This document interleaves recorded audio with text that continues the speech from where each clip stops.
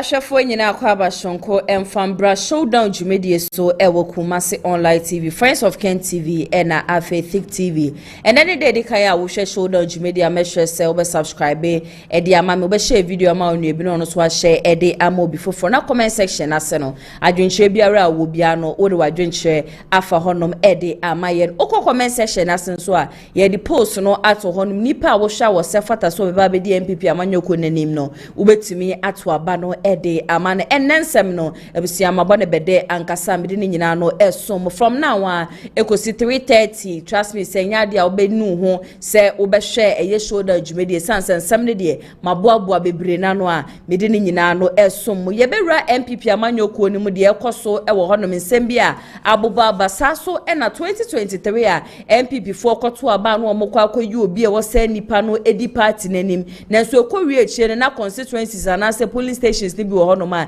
na candidates bi enya 0 ene nkrofo bebre na ena wo makasa ene de so ebusua mene mo kase ene no asofofo no wo mo kire wo mo bobre ane we kire se e na efa sa so na foforo so kire se bi na efa ntindane de obi besie power of power and exchange of powers e ya de agese ene no ekoso ankasa in fact nsem ne de maboaboa no ankasa na arehusem ena agese ene no ato Ghana man nyina na arehusem ato Ghana fo nyina in fact nije ni chesa ahokeka ne ahoden hwonko a na mede eba be hia mo enam nsem ane na nka expose bi anka meba be ye wa hanum se panhwe buhua na aka be ye 30 minutes pepepe na matena mekunwa kasie mu na mede shoulder dwumedi asom no menya arehosem anase mete arehosem a na arehosem no echese ye former first lady Rawlings a wenya ne baby ko ne hukeni Zenato Rawlings ne maame ade achese watwa nananom ewo nsiedo ebusua eye arehusem ye papa the last day amishia maami we September 18th 2025 ya bra nana KONADU awotoso miensa menhia wono so da ne benkum so ne ye yo no da na etwato no sada no na mami bepie mu eweye na se a na bibia enkyere se mami eyare ana se mame ne ho emfa no but unfortunately and then de eyade a kyese mami wato na no wonsie do na reporter eba ekyese eyade a for some time now ne na mame no ne ho emfa ne kura nto om de no piemu ewo Rich Hospital na chese a nurse fo ne a doctor fo wo mu gina ne so a wo mo hwe se wo mu betumi ama ne nuro wo me check ne vitals ne ade nyina no in fact a doctor fo modern ba no wo mu bebo bia no wo mu eboye but yesi owo krade a enkwa entumi enje unfortunately ya ade a chese nana KONADU yadom mame sorry nana KONADU AGYEMAN-RAWLINGS ya ade a wato nananom ewo ensiedo twedi ampanyankopon enchichi ebusua ni nyina rene ebusua ne so wo mo enkafra in fact mami na de ba ko achese nani agye hu ye papa eyema se obehu se ema ho ye obehu se ema ediye obehu se bibibiare ekoso obia ne ma ed wo mo ho agye mu owo program bi achese December bi akra no eya na wo ye that is empowering women ane ema ya de achese damami yakuma so just won't see a mouthful. By the end of the day, it is what it is. May she rest in perfect peace. And ebusuani nyina so no womo enkafra jumeko ande woma soma sia mede shoulder jumedie esomom eye Lionage Herbal Clinic ani baby biara wo bia yare ada so achi a wechi a wunya no aduro no me kanfo womo ede amaye na mema no mo huhia me ye papa sanse bema de so obefi adwuma ba na oba beka chi wadua ni nesi honom kofa de na jese o mema sem no endi mu bema de aka the moment a be fie adwuma ye te se wa paake wo ka wo ba na jese ye dundwuma ginam na de wo shirt ya road ya se honom e de ama kama na de adwuma ye de ginam ye di asade ama ye wi a naija ya topo no e wo tamfo anim but bema de ko don soro nye adwuma na wontumi mu adwuma de na jese ye kan bema kra na ye kan wo mfa nka nti ya wi bi e da so se ye arthritis se ye hepatitis B se ye ulcer se ye yefunu yade say yetipa ye malaria krodo so sancho just say yade biara da osubia no me kanfo eye Lionage Clinic GH ede ama ende de ubetimi akopie mu o maso ye won kramante mu a wo mo e wo spinter saso e na wo kumase so a wo mo tech maxima obetimi afre wo mo e wo 0240689661 na wone wo mo atwetwe enkomo wo mo ye ejuma Mondays ekosi Saturdays anopa 8 a.m. ekosi enumre 6 p.m. Uwo bi memu so na wontumi bepie mu wo maso ya me ba che wo mo numbers no WhatsApp intino no ane say bia wa send hi doctor, this is my problem me pa che solution na wo hia nyina package eduro ni ade nyina no e de koma enkrofo a wo mo wa manoni ntu wa manoni a e ma ne ye problem kra wo ya we da so a we chia wo nya no eduro no wonu wo mo etwehwe enkomo a e ya ade a wo mo be solution no e de ama ene de nsu na busia nsema me de esom mo no e ya ade a mebie di atu ma ne ntino 0550623377 wo adwinhwe biara me hye se wo de be fa honom e de ama obetimi aye voice note na odi ase nemre ko nanim no e ya de voice note ahodo e be be nyina no mebo ni nyina no e de ama no ye former ye first lady a ene wada ni benkum so no ayade ni vision de na da ni de nyina no wo pese wo ye de na da ni de nyina no wo ye edebu amanfo ma apomudi hu nsensem chese na de bia no ade na eda na koma so ene medebo beko akopie mu e wo GBC in fact video credits no enko enfama wo ma ye nice documentary pa e de amama me ye a me hye so be ka me ho ne yakọ na yakọ akotie sa documentary no abasisia joined the elders. I was personally billed to engage her this morning for an interview, a reflective one looking back 30 years since the 4th World Conference on Women Empowerment in 1995 held in Beijing. Just before we could set up, we're asked to hold on. And so we waited to understand or hear what follows. It wasn't to be, and she didn't hold on. We needed to understand what her motivation was to founding the 31st December Women's Movement, and why she took to supporting and empowering women about almost all her life in public circles. But that we didn't get. It's with a very heavy heart to inform you. Some of us millennials grew up only knowing one, and just the one, KONADU AGYEMAN-RAWLINGS. We're terribly sorry to inform you. KONADU AGYEMAN-RAWLINGS shot to public limelight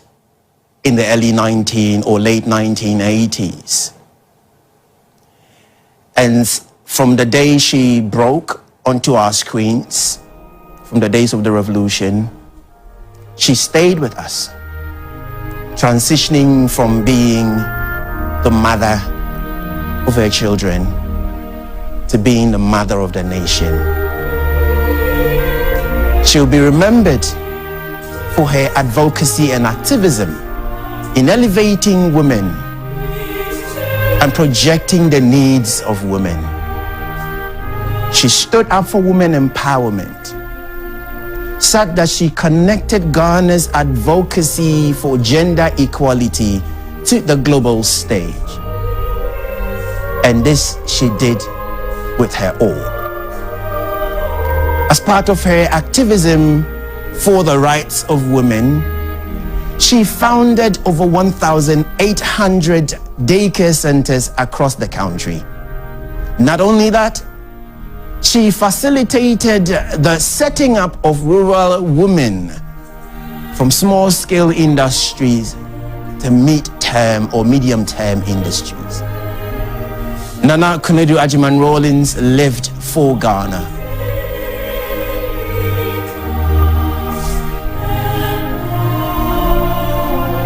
She indeed elevated women. It didn't happen behind closed doors. It happened, and the nation bears witness. We will surely come your way with some more details as the family currently gathers together. Thank you very much.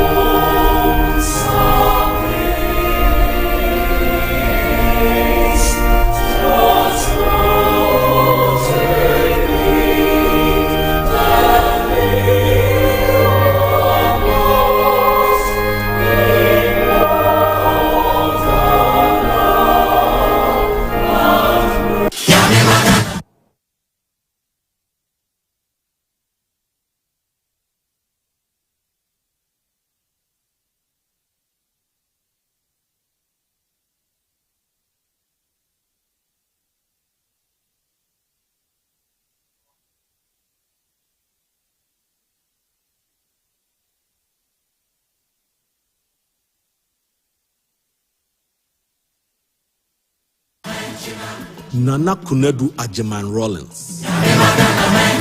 Nana KONADU Agyeman-RAWLINGS is a Ghanaian politician, women's rights advocate, and former First Lady of Ghana. She also established the 31st December Women's Movement, an organization dedicated to promoting women's empowerment and gender equality in Ghana. Nana KONADU Agyeman-RAWLINGS has been actively involved in various social and political causes, advocating for women's rights, health care, and education. She continues to be a prominent figure in Ghanaian politics and activism. On this day, Documenting Ghana celebrates Nana KONADU Agyeman-RAWLINGS.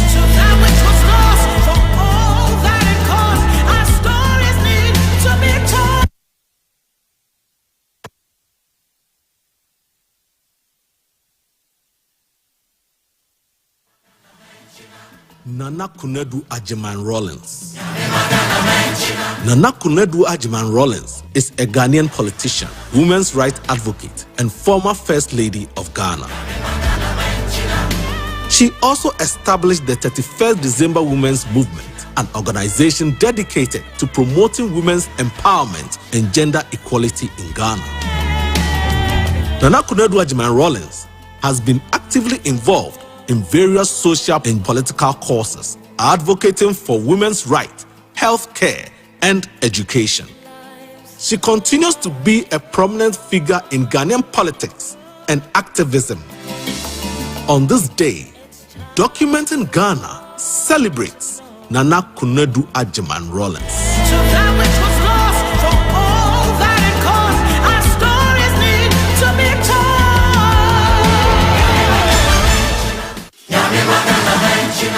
Nana KONADU Agyeman-RAWLINGS. Nana KONADU Agyeman-RAWLINGS is a Ghanaian politician, women's rights advocate, and former First Lady of Ghana. She also established the 31st December Women's Movement, an organization dedicated to promoting women's empowerment and gender equality in Ghana. Nana KONADU Agyeman-RAWLINGS has been actively involved in various social and political causes, advocating for women's rights, health care, and education. She continues to be a prominent figure in Ghanaian politics and activism. On this day, Documenting Ghana celebrates Nana KONADU Agyeman-RAWLINGS.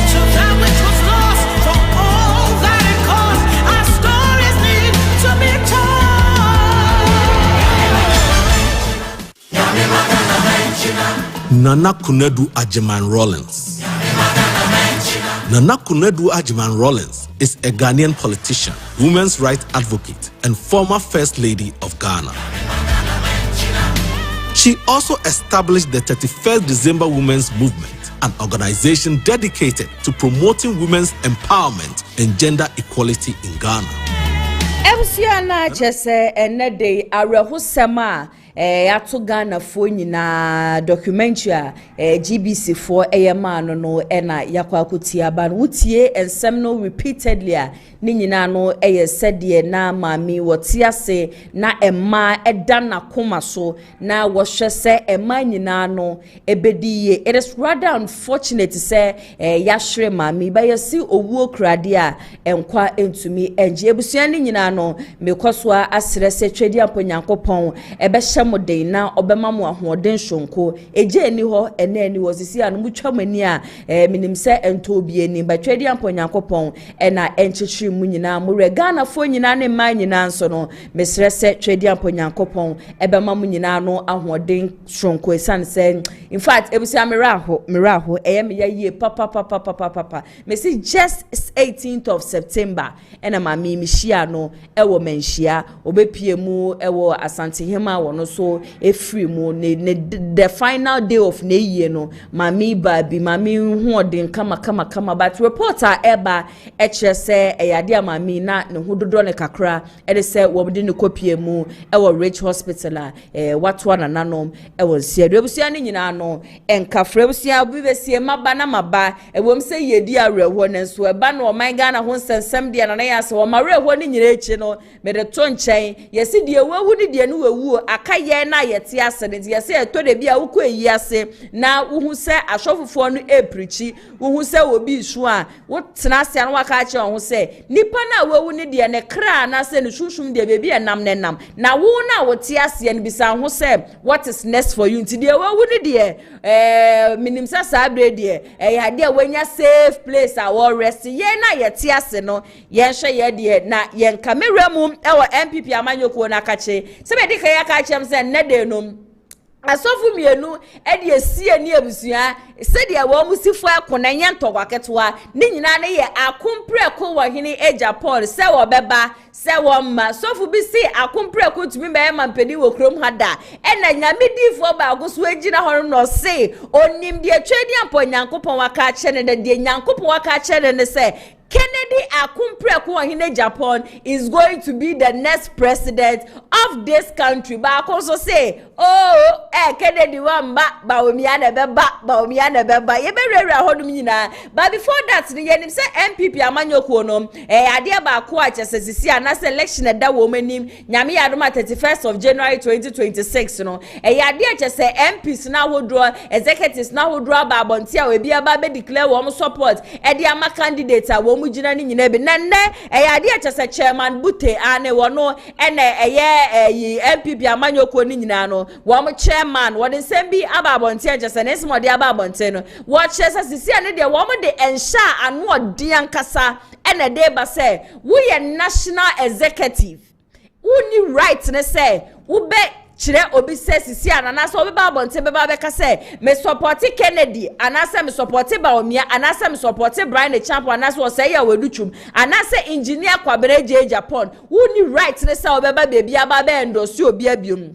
de maye no eyade atwem ko sempo no candidate 5 a wo mu gina se yento wo so aba no se wo bi ebepie mu e wo constituency a you do not have any right ne se wo be ko bi na wo be ko akokasa se ena me de bi di we yechi se de chema wutumi ye nyina ye ni tua se bebi aba omia be ko bia no wetu atiem no wo ye campaign na no dempa e de ma ba omia e kire se ba omia ma wo bie no ho no be ba be flag bearer de ama MPP amanyoko no sa so ena ye hu abronye DC wo no so endorse ye ba omia eyuba eyi Kennedy side no so wo chairman ahodro wo nyina no wo mo endorse wo mo no enne de ya me no ka se chairman butasi ayeye full stop eyade a kese wo mu die si ho no no regional chairman no national executive police station executive wo ye wan yo wo ni right ne se wo be endorse candidate bia into the se candidate bi e ba constituency a akwanya wo as a chairman ne se wo be yi nipa mienu na saa nipa mienu no wo me di nechi na wo me ne saa nipa na oba no wo me ne be ba be kasa na se bia oni amanfo kwa kohia obetumi edi echi na odi akọ nempo no saa nipa mienu no se wo decide say bia chairman wutumi decide say ba omi aba Ashanti region wo ye campaign obedi echira our right so obedi echire but only right ne say obegina simpie so beje microphone bebe kasa ebe ba be kasa or endorse eye Dr. Mahmoud Baumia o sa de ne de wo mu de full stop esi nienti a wo ma yesa ne se emprepi no se mukwa na ko support nipa ba ko a se nipa na wudi nechi ni we wini na se other person ni wini a aya na e affect party ne san se ebia na bibi papa wo wu mu a obetumi ayede abo party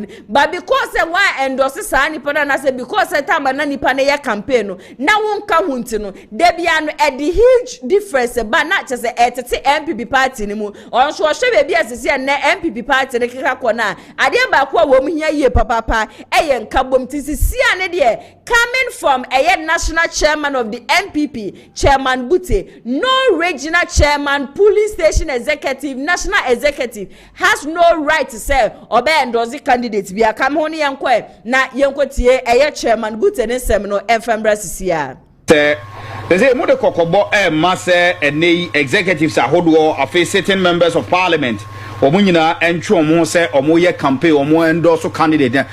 but eno no ehye no say ne sitie de be kokobo no over to be a supporter no but on my out openly and the groups are we are say we me support we no e twam o support we be aba no go tribu me ma bon take say ya youth organizers support we the anybody go win ya say youth organizer you to do maybe I mean me usable so eba division back party no decide on no money na ya twam hey na citizen MP who support to be next the background win ya one ticket am na yakofo ama offer next election will be free okay because the be really no be we did not if you parliament to grass somebody can say yeah we need be president obey against I want to mention okay Sado man nyina is dangerous in the person is sado man nyina na bibia okay support that you don't need problems of support the panel support okay but don't come out openly to say so support the panel e we no mo kan ma no keka na say mo di bibia ta kire no ntino e be ye o hye to aso mba jo say mais c'est lettre to aso communiquer baba any ya oh okay say o ye member of parliament and I say o ye executive any kwa say openly o tumi e ye campaign mo bi aha man ye open campaign na fanese ye region mu ha kuma say Ashanti region ye wo sisi a sempanifo mo pribi ba ha na ye regional chairman na ye se me nipa na ko na ye ko ye campaign ye ko na me kire ma gene nipa out is here say obi a oba region bia no regional chairman no obi nipa ba kwa na me nu so de nante to nko bi na nipa na wo regional chairman no bi ni so nante no obi a ne nante hey apart from edipa or regional chairman it means that all regional chairman 16 regional chairman ni nyina no ya bani obi asem obi a eni aspirant bi achi nko campaign ye bando semen ye see edipa mi no o kan nipa no ndu betu ye wo no yiba kwa ka ho and dey pray ho okay na okwa won kasam na ezo we ni yi ha media anyway the airport in ma party penny for a gina yi and also mutimi gina party room because at the end of the day so regular chairman am support to be openly said they wa can say jubuzi akoye no at the end of the day so afraid you know nipa na we ni say create okay what free ebi so na obetu ya adwuma ma party na tumi akodanim na because I would take a sizes you know na go pass about the other party then you wa pass about party no okay nti said e be na be boa na save party nti ne sa ankofo a ye bo mu din nyina ni kwan se obi di animu na yenim se ye dan a to ya mpanimfo koyi omo visit constituency by constituency bia so belong to member of parliament. Eti se me constituency me member of parliament ma HFM constituency na ne aspirant bi ba HFM ha I don't know so no mini ho kwan se me ko bi oh be ko bi but because kasa don hu here ana open campaign because I want to be here he wa constituency wo ma go prior campaign tia wo go and this na me pena se me am pese me ho here here me am metima kasa me bo a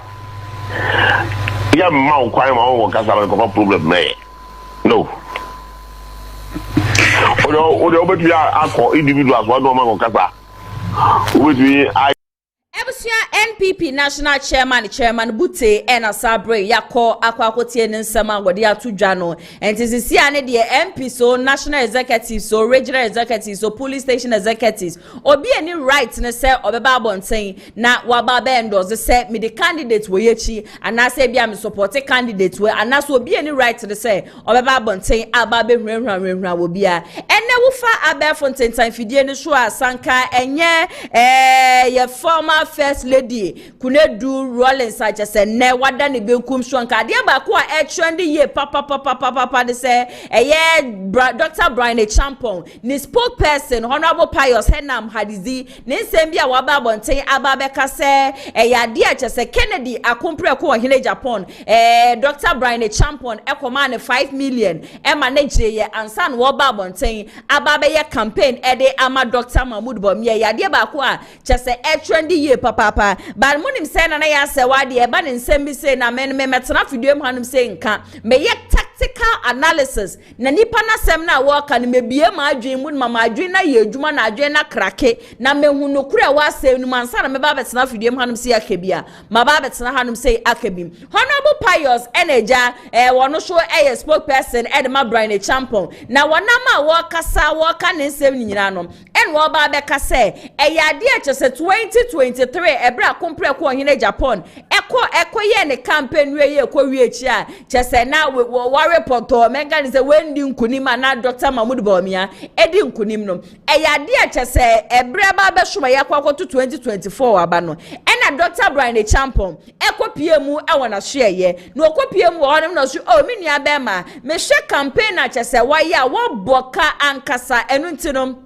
2024 eja ye ko election ye bese ye break 8 no nti end ye 5 million na eka wabo no na won so je na febe ye campaign ni bi ema Dr. Mahmoud Bawumia eye ade a chese Dr. Mahmoud Bawumia nkrofo ne na ma be fonten video hwe na ebusua wo mo beka bibi mama tia wo mo se Kennedy akompre ko hine Japan akwaje 5 million the free Brian Champon honum ansa na wo ba be ye campaign e de ama Bawumia ba wotie Honorable Pius a wono so yes spokesperson ma Brian na Ankase Kennedy akompre ko hine Japan tutu ne nan ekopie mo Brian Champon na hwe ye ene wankase Kennedy akompre ko hine Japan ekosere Brian Champon se ombema ni sika ansa na akwa ye campaign di ama Bawumia ba ewo Brian ankasa ni nyanse mu no ene ohun se da bi before ansa na obi be ye campaign no nipa ni here resources ena ohye 2023 campaign so Kennedy ye ya ohun ne se Kennedy ahwere sika Kennedy aboka ankasa inti se Kennedy be ko atifi so be ko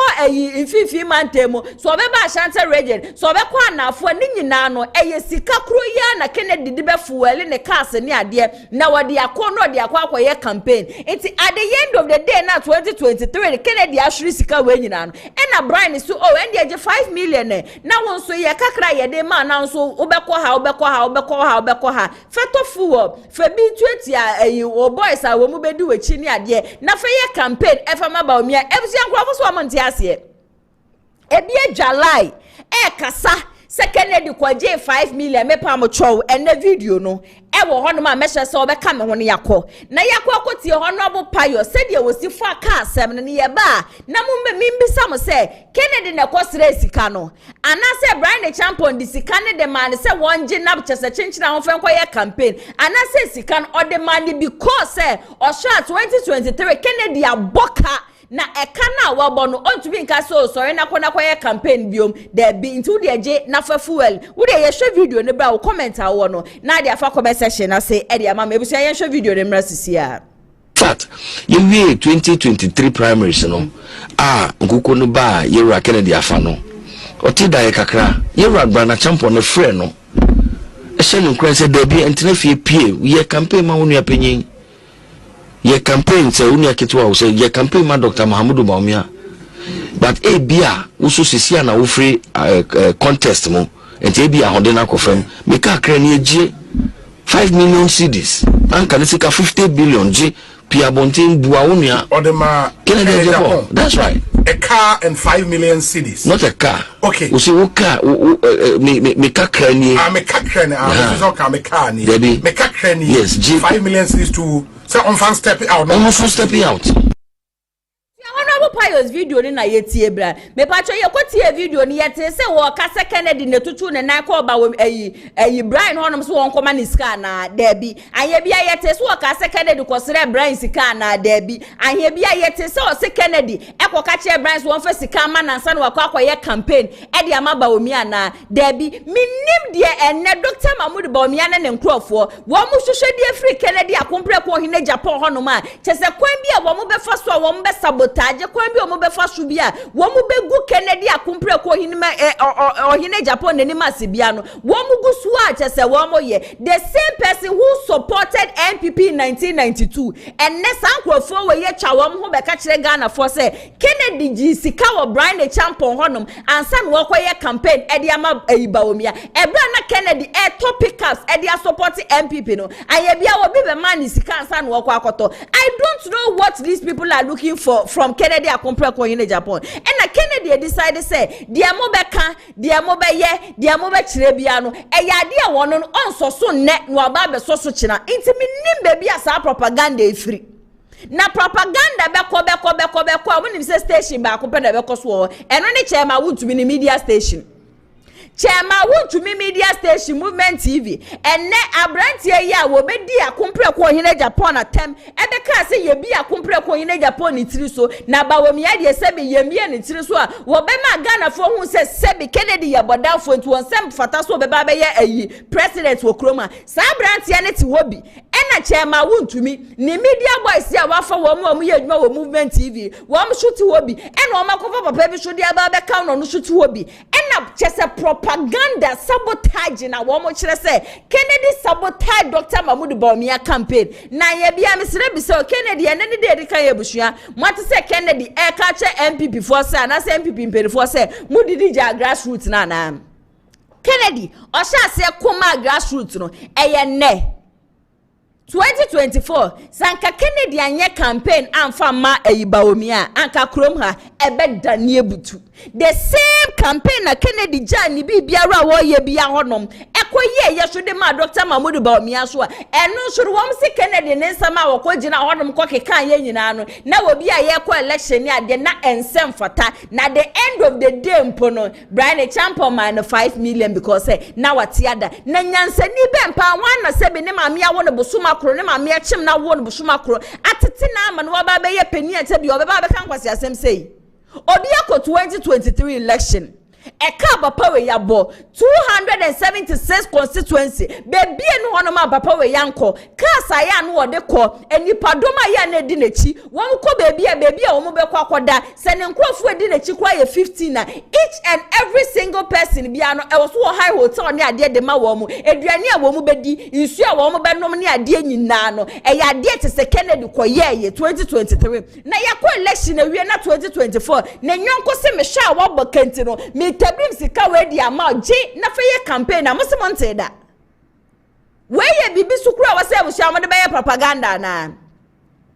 Chairman want to be frankly speaking there be am tena fidiem ha meka mesese wo pe media station e di MPP amanyoko ba power eye 2016 and 2020 eye Kennedy akompre ko hine Japan media station Ash FM Oman FM ena eyina 2 TV sa stations na de MPP amanyoko ba power 2016 and 2020 abronye DC ya no honya fe nanim wo hu nanim sese bi oba bi echi no this same person na sa time no okotena honom no akwa kasa akwa campaign e dia ma MPP upep station a enne epiepia MPP party no e de wo mko opposition a chairman want to be media station a we bie na ka ho bi the propaganda to say e kwosho e wo honom na busu ya asam ketwa chairman want to be the good that will be you wo TV show e ka ho bi na ma MPP amayoko ni lose 2024 election mo sorry a ma kofa Kennedy ni video ni nsem bia waka dada ensem a wo kan ye kra before MPP won 2016 election na ma kofa dia ba na mo de sabotage papa na mo di gu papa ye ni mase mo ye dia mo be ye mo ka dia mo beka papa se me mbe so show da na so still na nebusua e kosho then amoje free Kennedy ho and then the say Pious Abeka say Brian Kennedy 5 million and son will be your campaign into must walk 20 seconds war your campaign. Are we okay? Are we okay to decide this and one year campaign so ebusia and kind so dem pan and kamobeye ebusia yankwe na yankwo hweche ma wuntu media station movement TV and sama wo matena honom no maka se Kennedy sabotage ye bawomia campaign ni ade ene one year campaign na no hye amfa ma bawomia nti na MPP for wo men win 2024 election yentie sansem no emra sisia 24 general election campaign no meka che Peter say Yenny a penny I born it didn't say a man 5 million. Make I say campaign or your name Nimumu. Make I now Peter and the me argument say, oh, or no, you say he was committed to the cause. This is no commitment. Nipana minimum no pano, Nekasa. Because all 4 platforms, and now I say, yeah, the money. Yeah, the party for grassroots, yeah, the omo money, it's a poor mucho. You are campaigning to win an election. You are campaigning to win an election, general election. Now when you cite it, or party grassroots against government, any party, no. And I mean, who say a day way? Bibiwo. Now me say, Sana even that to crown on full platform. I say, we have sinned against grassroots. We have left them. Yeah, did ya jomo? Sana. Sadia no koye no kra support bi baye 5 million is got 5 million yay odupa na mama 5 million we ka jide nke no na ka me ba ruma me ya busa ya ni ka say ya tiasi 5 million na sana 5 million na ye pia you know ye encourage papa no so me campaign ma Dr. Mahom me na obese campaign no ka nim say ampa na nya 18,115 da be na Pius can't win Peter da be na Pius can't win Peter asafe na appear on say bro one na issue letter amu be issue letter 5 billion no mu be yam where the 5 billion ka only no 5 million no waka say we o masa tobo 5 million ya anka say on fan koye campaign ama yo ye de che no say eno na ye de tight no ti me na bi bisa say Now you say we inducement and I say a bribery. Yeah, the enticement or enticement because you are man of 5 million no anka. Yes. And Obama say at least what says can't way na ko boa oni aketua na campaign. And the campaign after taking 5 million no crown no be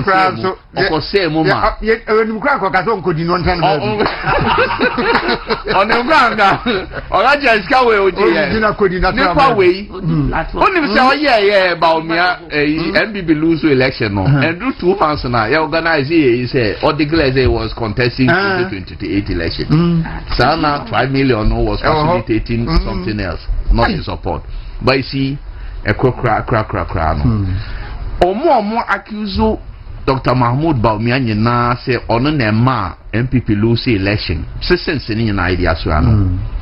a lot of them including the candidates in Ankasa candidates no almost spokesperson almost candidates from day one and this for you so we are through the 8 years no ekaho and a gun of obufu at least candidates association members at least candidates no almost 30 years obi to say na everybody o everybody relax omo frame obi to say moving boss ni pai after Robin, Messi MPP bar power pet on the first 3 months moving Pina. Boss scandal. I don't get 2 parties. Allegations, but NDC for you so yes throughout the period. And all mudie scandal style. Emma a black one. And then the call for Muteki. Ebusia wa we di shoulder jumedi echi ache ye papa onim se na ya se wa mini atem but ene de ma menji permission ni mo ho ohun na menka nche nkofo 3 na no mo tu ho no mi na se bi wo mo ye jimifo I am sorry to say this but that's the fact wo mo ye jimifo whatever they sat there to say no trust me nyansa ye friend nyansa ebi enim they are just trying their possible best say wo mo be ye bia se de be ye akompre ko hene Japan people will think say he took money just to campaign for Dr. Mahmoud Bawumia. The Kennedy we know, the Kennedy who has sacrificed so much for MPP. Even recently, Ukraine, Mokwa delegate conference, Sikasai and Odemamwa, 5 million yes, Kebia, a swan, Obibe to me, and 5 million, and they are talking, and they are compreko in Japan. Sometimes you sit there and then you speak as if, say, Sebi, Mumubu Arasa Madrin, ye chim, Nyansen. Listen to this guy say, and I right after say, Baomiare Yano, in the 5 months impo, and a Kennedy, and the catch Obia say, or contested. Maybe some say, when did Baomia say he was going to contest again? The same Baomia who led the NPP to go and then disgrace themselves, no, and then Baomia to reach Nasim PS who catch Ghana for say, NPP losing 2024 election, he wasn't part. Someone who was brought as the economic messiah, Obia didn't buy yet because he knew say, why governor or Bank of Ghana then to the Bani Sikasema, obetumi aboa mo man Ghana economy na is stable. Onu polo ko hie Ghana economy de gu. Oba na dollar yesen. Ba omi oba na dollar yesen. Ba omi oba party ni mu da ben. Ba omi aba $2 for Ghana cedis. Enu mpono obi na no ka che Ghana for when the fundamentals are with the exchange rate will expose itself. Na so na ono ne ba ye dollar kopie mu sen. Niema bi wo hon ma ya amamo nye. And say be honoma, eya mamon kana muka mu provoke ye mu bi say na afi the candidate na kaboni bi ene no hono mama ya keka ya adwen de akire nipa no. Baomia was brought as an economic measure. Is he not running away from the economy today? Ebe no opposition na no nya twabe our economy ho and na kwa kosi say you people should give us some break. Give us some break. Aden Yente ha ena bride champion beka kire Ghana for say Bawomia campaign were Eastern region on sorry wanji sike bia amfem free Bawomia ho ono akasa na gina ye ena founded Bawomia ne campaign e were Eastern region na obi ba bonte beka say Bawomia ye poor obi ba bonte beka bibi na denti na obi akọ election na wakọ shiri sika na nyonko si o mesho election ya wukọ ye ya wo boka ye papa ntu de aje na 2024 de da ye nim no fe ko support ya eno na wo se ye bibi ye news na sako kanede misu brebre why you think say enua because you supporting somebody ntino obetimi ababonte be ba ye de wo pe enua kekako koso bu pa na kona dachi bi no wo be hie difo bupa ekosa me be bo ni video bi wo hanuma na wo koto esre obi so obi nche ni 50 cedis the same cocoa and today you look at someone like this just said you obedi kura woni onya right no to speak against Kennedy akompreko hine Japan they be am ka say politics ababe ye so cheap and at the end of the day, I don't blame anybody. I blame Kennedy Akompreko in Japan because 2023, already no nenkro for one dono nenkro for the chika chile say you told us Baumia is weak. You told us Baumia will never help this country. You told us Baumia has failed into no. You shouldn't go and then campaign for Baumia. You to Akompreko in Japan for the winter. Once and the woman did no.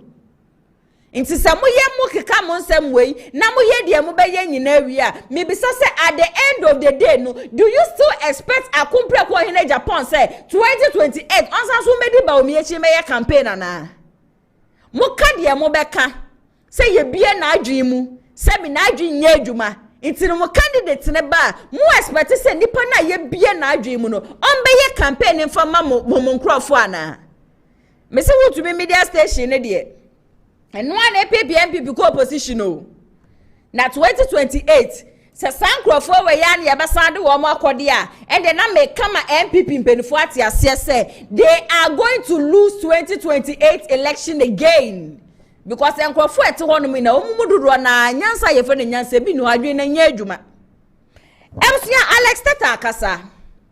na Alex Tete ekasa ye no say sa sika na Brian Edemano no Osio no Kennedy and a catcher and so Brian money 5 million but that money impono the man no it was during 2023 election or the man so on as what the supporting on the campaign that money wasn't given to him say on Jinon Fenkoye campaign and from my Dr. Mahmoud Bawumia yanko na yanko tie Alex Tete and Semino Emrasisia say me can catch him say Brian 5 million Ghana cedi say or yen campaign or say Brian be donate 5 million man also say what man 5 million say on fenko join Bawumia why I didn't know cancer. Can uncle be a one school? Me can catch him you. Nya quote it from me. Some can catch him say Brian Brain 5 million Ghana cedis. And you know Ghana cedis. Yeah, 5 million Ghana cedis, which is old money, 50 billion. And you know, time na you two abawi you two abawi you starting say MPP omoko we buy okay say na do ni omu na koshia wo Brian ho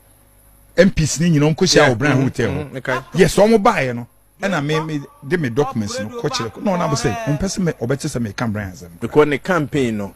or buane kakra obuano 5 million modu Mr. Ken catch him say Brian 5 million on Pius 40 Pius say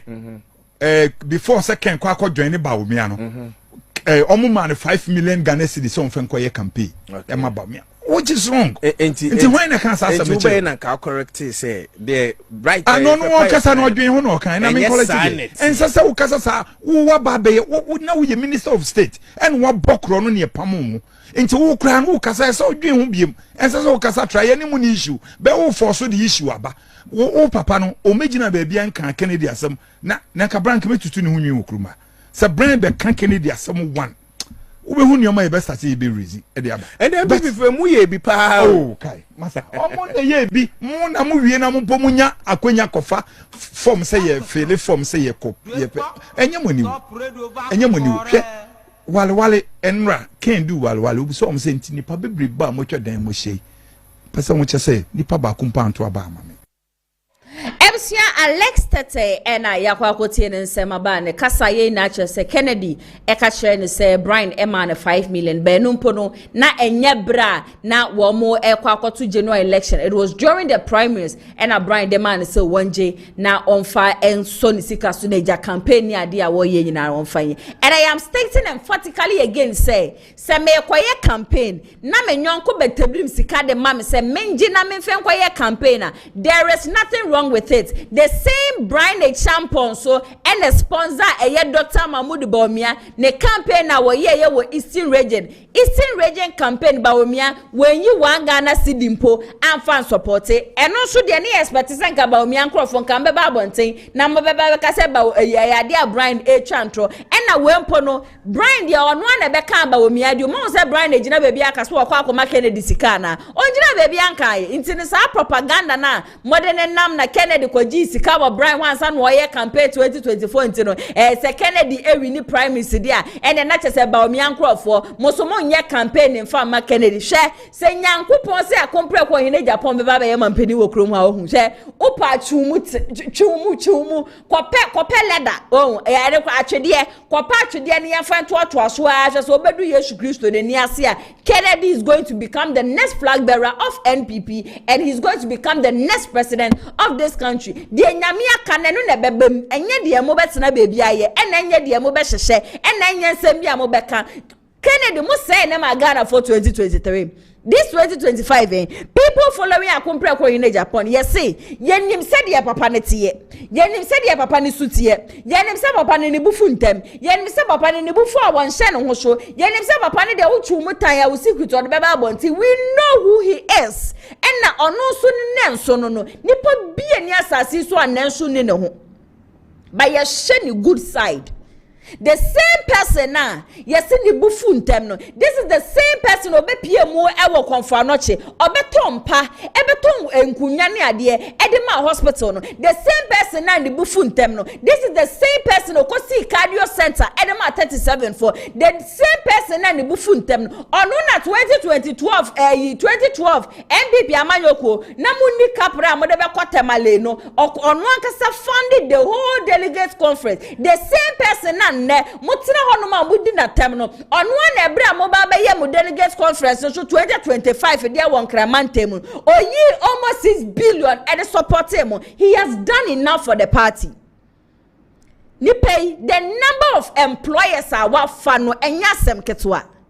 nipa na muso odi atem no we bie ndwuma ma amafu nya biye. The same person na moka say or to say no only be a janka biba and nam sa nipa ne so e ma nipa ne ba na siye into whatever you want to say about him you can say it. But the people who are highly connected, people who are surely connected, there is nothing like going back. They are never going back. Their focus is Kennedy. And it is Kennedy alone who can save the country. Until the amope, the amobeka, the amobeye, the amobechire, monko swanye. But trust me, say, Obia anti case. 2023, metina video maka say, most of the police stations are yet just Kennedy nya zero, Kennedy nya zero, Kennedy nya zero. I am not really sure. Because some of the police stations are yet said Dr. Mahmoud Bawumia Edin Kunim were during the primaries. Right after the primaries, I got to general election. Some police station and so no. Dear Dr. Mahmoud Bawumia zero ewo honum na enne Kennedy Gusua wire campaign. Kennedy Gusua wanam Kennedy kansem watch ready oba obeba beye lebusia eno enacha se amanfo a womwo pongurugu ane north east one side womo kire se ebie keep evidence now from 2023 ebesi ene 2025 womo kire se during the primaries ye di kokromotini to aba de ma Kennedy akompre ko in Japan inti ebra ye count ye yesi Kennedy nya zero no womso womo ankasa womo no na chese yade anchi womo nsem but this time no woman da hosa wo once woman no woman high ni ho wankasa woman na ehwohwo se medie woman bu woman po se ple no obi mpo mbekan bi mfemfa ho eno ntina na anu ada metena ha ka se sa rigging committee na Kennedy akompre ko hine Japan oni Jojo Rocky wo mate no eyade a me hu ne se ebe boa ye papa and Kennedy himself onim say most of the polling stations eyade a wo mu wi ano eno ntina 2025 yi na ni abede sa na only yanko videos ne de busua ebia de a work kan ya de machiche me bon me kan nyina bom na maboni nyina ama mu nyina no mwenye bi etie yentie emrasisi ye one of the companies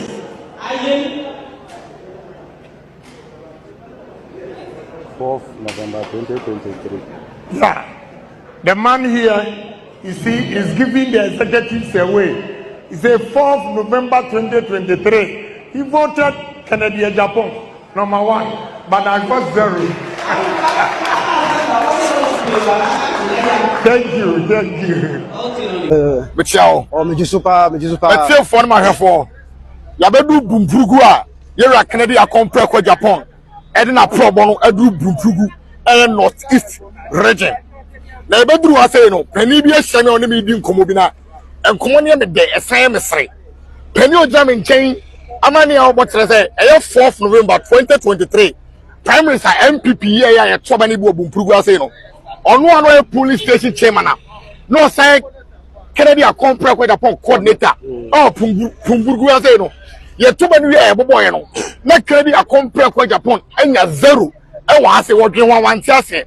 no no amu tuoba e me Kennedy compare ko Japan evidence no e wa ase sie ya me wi a me be kire mo but you really come baba na ye ko kan no me Kennedy compare ko Japan enya 0 baby only coordinator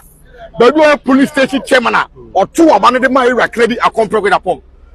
eti be do no na sa aban se ne tete se omu wi a Kennedy compare ko Japan omu force omu twa numbers asabi the Kennedy compare ko Japan nya kwa no omu se wanya regional executive adan omu ba regional executive ba na me ba o onu amu wa ha be so onu amu tu na nu tuo extra masana camera mama me a police station chairman Michael Square I'm Messiah Kennedy Japan coordinator so I don't know etu abano me ankasa me tuwe ana nipa bebere tuwe ana regional executive ba o ma ba force na force kura am se me wura ha o ma wura kwa ma o ma mpini se me ho ana mo force ya 100% ya 100% me ankasa ma me ya idanu kire obi ho ise oyi vote ni le oboso che so ono otuma Kennedy compare ko Japan e se duru se otuma Kennedy compare ko Japan but e duru se ye kan no man kan yan kan vote ye ma Kennedy compare ko Japan 0 abo ono ya we se otuaba no e me Kennedy compare ko Japan we dey dey se pefe se radio adan se pepe se 2024 2023 primaries na ye two chroma say no any northeast any extreme fana baby a Kennedy nya 0000 say no kwabia anim cause we clear evidence me Me tukura obi an tukura me regional coordinator metu. Ada na me regional coordinator me sa botu na me kwa to abama obi. Etino the evidence tell say afi de ne de ankosa. Afi de na first no ebi dimichi but no umusuro. Ebi ajiri no mu hide mu but sisi a nipa bebra pie. Sa de no enye bio. Enye bio. O me ye bio. Because o mo be ya dimpa sisi a. Okay. Where regional coordinator ojina mu mai rakana bi akompre ko da pon. Oh, Bumprugu 2023 4th November primaries no. Otoba de America akompre ko da pon. But you do say kan no. Yes we na zero. Meaning say bibia say omu wie rakana da pon. Anko bi antukura me coordinator. Ono to na, ono kan say ko bi anto a, ono coordinator no. Esa police station chairman no. Ti go to na. Na ko to afidie. Eh sisa akranso no no sika afidie. Na fuara Bumprugu ano. My name is Yambro Prospertami. Okay. From which constituency? Bumpurgu constituency, precisely. Were you here on the election day the last? Yes, I was here. And what happened? And they voted, and people voted Honorable Kennedy Agyiman Japan, and their votes were not counted. How? Yes, because they had an opportunity to snap when they voted, and their ballot was not counted. And a lot of delegates voted, and this time around, we the youth, we are prepared to ensure that free and fair election prevail, because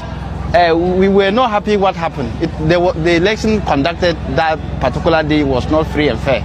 So as a matter of fact, we are saying, and we are to defend, coming 31st January, we are going to protect the ballot so that nobody can cheat again. Inti ebushia nsem no ne yakwa kwoti aba no inti se 2023 na munya mutiri didi mu mutumi wi akompre ko hene Japan dia 2026 de debi sa de na nya de befosan se yenim de amafo ka wo nim de grassroots no wo mo pe ene ade and at the end of the day sa rigging committee ne so de ya de bebo ankasa yeso obia vote be count Obia vote ebe county na whole constituency executive anase obi okasa kra de ma kompre ko hine Japan no wakoto aba ne yatumi aba ne abeka se ugopie mo no ma Kennedy nya zero eno na yedu general election ye hu most of the polling stations ba omia 0000 na just enkofo no mo ho no na wo mo mpe ba omia asem o na wo mo mpe ba omia asem na wo mo mpe so mo beto aba ne de ma ba omia na so betie se ba omia nya 500 and something Kennedy zero Oze the secret ni ade ni nyina no e ba abonten Kennedy ti rigging committee amafu ti krom ase wo mo nte ase adentina Kennedy akote rigging committee but sa rigging committee ya wati one evidence APA ba free 2023 dem internet say so one fund na yensi fom no one yesterday 2026 31st of January they wo mo de year in 2023 no the same thing and on besa so edi aye no 0550623377 mesre ye papa asem bia opese wo ka bia wo de ye the voice number no WhatsApp wo ye the voice na wa send edi amaye ya de beba wo submission wo beba comment na so de mehu amanfo na I should read comments munya me ho abotre me kan comment beba nyina no na munyina no mate na ebusu ne de no Dr. Mahmoud Bawumia akasa na ensema Dr. Mahmoud Bawumia eka ene say Osise obi beba be mampani wo krom ha rich ideas are just edimu era wose nipa ne de tudwa na enye na me wosika ena me fie wa ha sei ena metue sika sei ena ma yesika sei in fact there be am ka chem say Dr. Mahmoud Bawumia hu sa campaign we na kasa na wo ye no wonu ankasa wo pia ne ho a wo sa de ne emfa or trying the best sankeja amafo beba be don na ija amafo be di nechi baba womia ya ade ne mfa ntisisi ana ade ne mfa no ba womia say so obi peso obeye mampani wo krom ha it is not about sika nipa ne wo it is not about adwuma nipa ne bie na mom no nipa ne rich ideas na mibisa say Dr. Mahmoud Bawumia pa pay me pa chow rich ideas asemi a wo ke me pa chow emu de wan na wo de atudwa ma na to Ghana fo akoma so because campaign na wo ye nyina me share dan hu message bi a wo de nam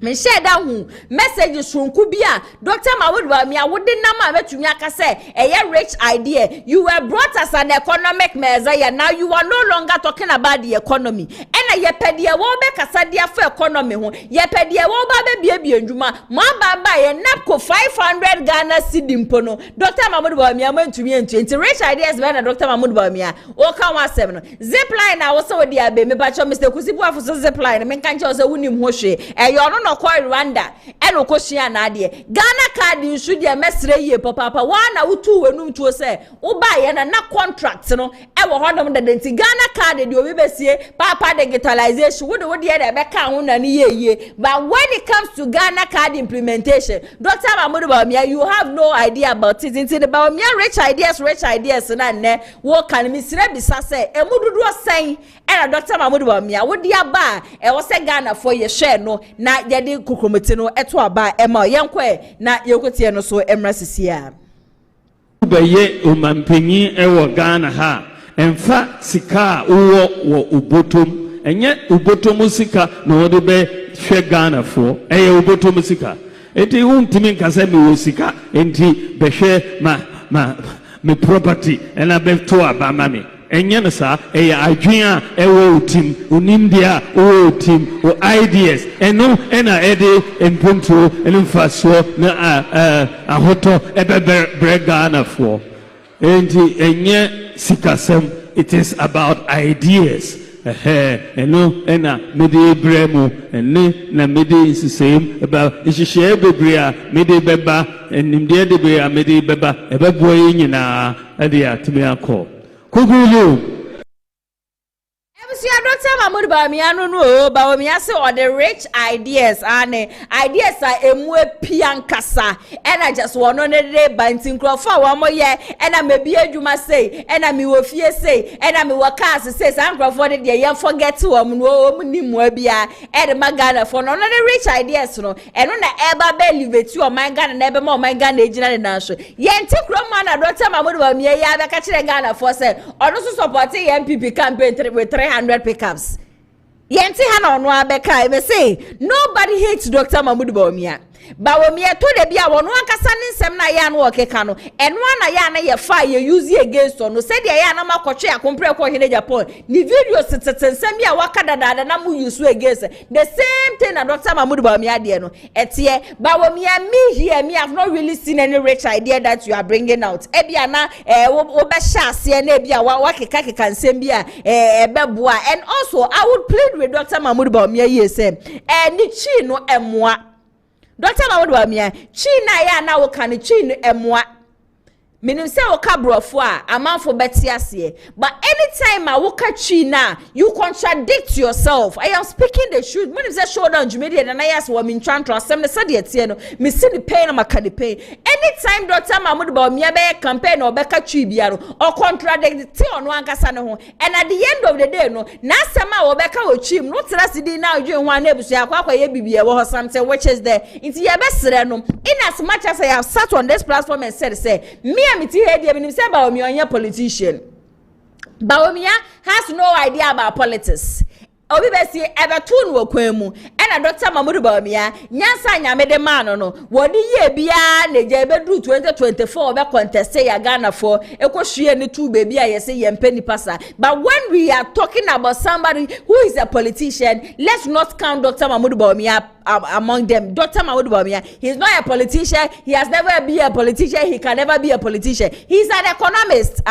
Now when ye be a shen wo so be a shentino sisi an wo said ye Brian the man enfe na Kennedy dia man nitia ohun baby a won fantino sisi an wo keka nsem bia je se bema ne ho be ya kondo na amanfo ato aba sa asem we busua wo kan ne enrada enrada waka sa asem enra kro ya ena ye man pani dada na na roda ko ekufu ado enu omu ko hia ye o ka kire wo mu se wo mu hwe wo mu no kasa yie wo firi ho no ma da busia wo ba ya obeto bombi yenra mu wo asofo na busia wo mu de asie ni no na Prophet DeadNIGEL Gaisie frankly speaking I say Oh yeah, ma. Oh I am that type. I don't usually talk about pastors. Me. As for us, I don't really talk about it. But baby and DeadNIGEL GAISIE keka kono. I say oh yeah, you too much. Yet ha. And now Prophet ELBERNARD ebeka che Ghana for nyina say. He has seen it. He knows what he has seen. And Kennedy Akumpreku Wahini Japan is going to be the next flag bearer of NPP and is going to be the next president of this country. Prophet ELBERNARD Nebekain. Afia na yada soreya. Nigel say, Adiana Kennedy di ye ne da no. Adiana wada want to mean na it go to a time and kanema me kura ye nya stroke. Na Adiana Kennedy ye no ashino erewura ni dom pemu na ombeka ma yenti abusia. DeadNIGEL GAISIE say Kennedy Akumpreku Wahini Japan antichrist. Na osi Kennedy esanso occult. Yenim se Kennedy ankasa bekasa se asofo sorry tia wo mu nyina no. One na ebie chinchim asore ma agi wo mu fie wo me japade de free wo mu nsem. Nti saade na wo beye no oboa ye achi wo bia na nyamedifo bi agi na asore dan de free nsem. Obeka se ye wa asofofo ni bia na wo mu toka asefru obi memu bepie mu o man Ghana duty ye friend duty. Na wo mu mpese wo mu betua because wo mu de ne me ye nyamedifo but enam ne so ema sa asofofo ni nyina no wo mu tua duty. Osabe ka say ye wa asofofo ni bi wo hono ma na che say illegal connection nyamedifo de nka illegal connection fa ho ben no ma ye illegal connection je say ye ni bi ejanka ne nwesia je say ye ni de ye bedi mpo na de chia ye peja ye ne ye hwehwe di ampo nyankopon na ye si cross no ye nkra ne ye illegal connection ye realize bo yeto prepaid but as of way no one ye illegal connection just a light bill no one to be and na no Kennedy Akumpreku Wahini Japan show and as illegal connection once and some idea you know to try and he said this same pastor sir and never mokasan ye nim say Prophet DeadNIGEL GAISIE is part ekopiem wo Kennedy ho ekopacho so what is it again at the chini this be DeadNIGEL GAISIE see what Kennedy Akumpreku Wahini Japan enya hoto ene die waka se Kennedy occult Kennedy antichrist Kennedy Japan so onom wan sorry amfenti asofu bia when ni sofu bia temnem mom no asofu fa no omu ye fake wo mo eno sorry di tia ye ti krom he ya na obinim angel obinim ebeka kire Ghana for sem adie na dan ya na oba no obeye na eya na akolaketwa no obegina honom ena me ye befo ni adie na obinim ankasa na betu nanum to say most time no mo hihye ho obinim na beka ye I remember somewhere last year said I think that time na me hosi ati Germany ha na ATP ema obinim kwa betu nanum to be pa Kennedy chaw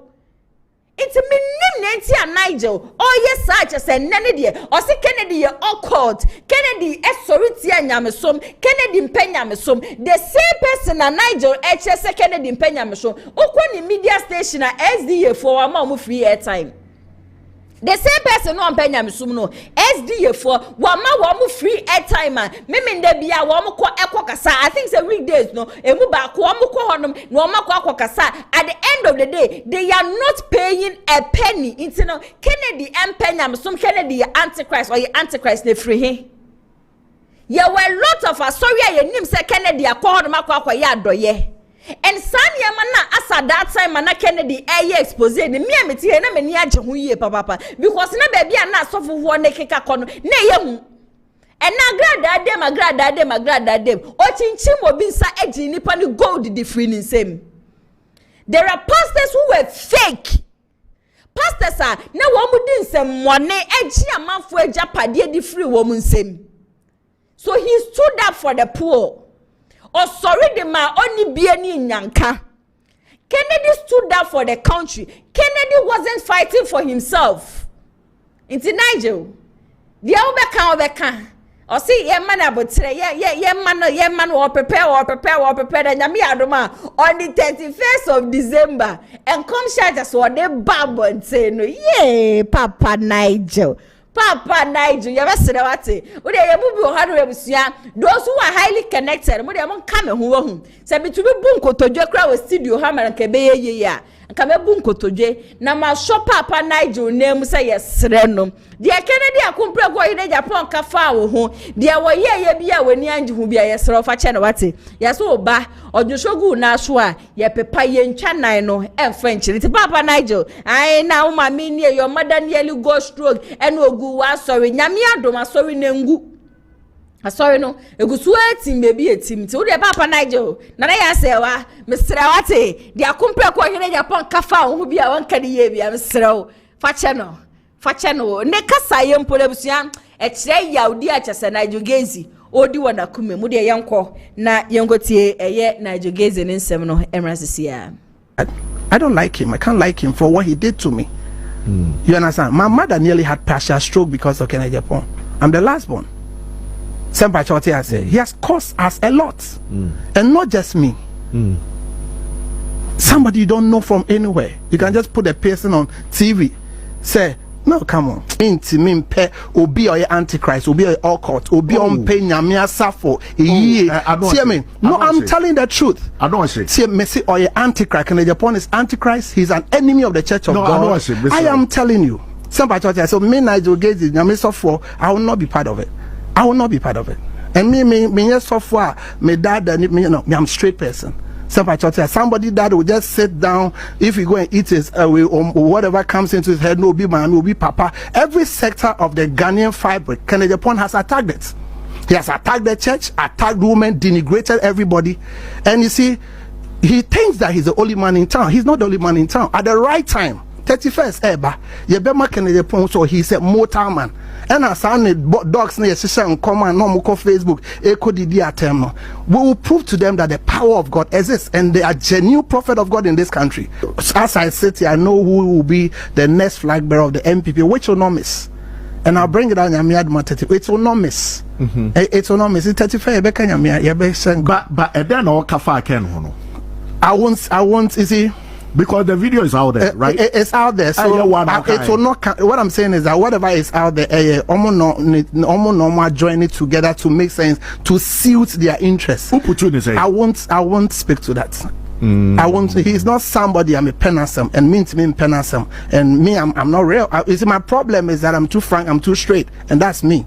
Me mean that mean you're crooked. I'm straight. Mean pe obi or antichrist, obi or occult, obi on pay nyamia safo. See me? No, I'm telling the truth. I don't say. See me say or antichrist. KONADU Japan is antichrist. He's an enemy of the Church of God. I am telling you. Somebody told you. So me Nigel Gaisie, nyame sofo. I will not be part of it. I will not be part of it. And me yes software. Me dad me I'm straight person. Somebody that will just sit down if you go and eat his whatever comes into his head, no be man, will be papa. Every sector of the Ghanaian fabric, KONADU Japan has attacked it. He has attacked the church, attacked women, denigrated everybody. And you see, he thinks that he's the only man in town. He's not the only man in town. At the right time, 31st Eba, Yebema KONADU Japan, so he's a mortal man. And as I need dogs near Shisha and come and no Facebook, Echo Didi Atem. We will prove to them that the power of God exists and they are genuine prophet of God in this country. Some of us will defend the body of Christ, some of us will defend the prophetic, if not for anything at all, for the next generation. Say, Muhammad, yeah, ye infinyame. But you're not there, they'll prove, come on, he's a coward. But mess up program, his name irritates me. Oh, listen to me. He's an enemy to the body of Christ. I don't want his name irritates me. Program now. Let's talk about something else. He's an enemy to the Church of God. He's an enemy, and like Alexander the coppersmith, sending Yami Chianecano. There be a bomb pie, say, I'll be Chianeca.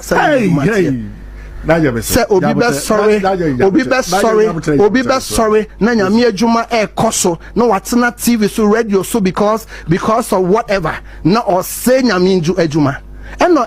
I'm a student of history. I did history at Legon. Obi bia o say nyame adwuma no nyame tia ne kasa na njuma tie. Nyame tia ne ka se na njuma tie. Samba chote I say ese so obi gina ma nyame adwuma. Ese so obi gina ma nyame asafo.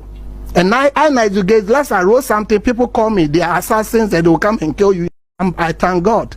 I am doing the work of God genuinely. You will sit on radio, you are fake, Do you know what it takes to be fake? That you see, Does he know what it takes? All the prophet are fake, some of the prophet, and you will sit down and say, oh, sir, you are coming to, I saw for now, come on from those who are fake. That's it. What is the measure of fake? I'm a degree holder for Christ's sake. My quabruchly, no wamba, my bobra. I think at my age of 41, by 41, you just sit on TV, no microphone juma. Who put you beep mommy to TV so now good anymore say who does that? In any serious country, that guy should have been in jail. In any serious country. And I know the MPP. I know the discerning delegates of MPP. I know they will punish him. They'll punish him. Ghanaians are not stop it. Sorry to say. His name irritated to feel and cast him for. I was here. Hey,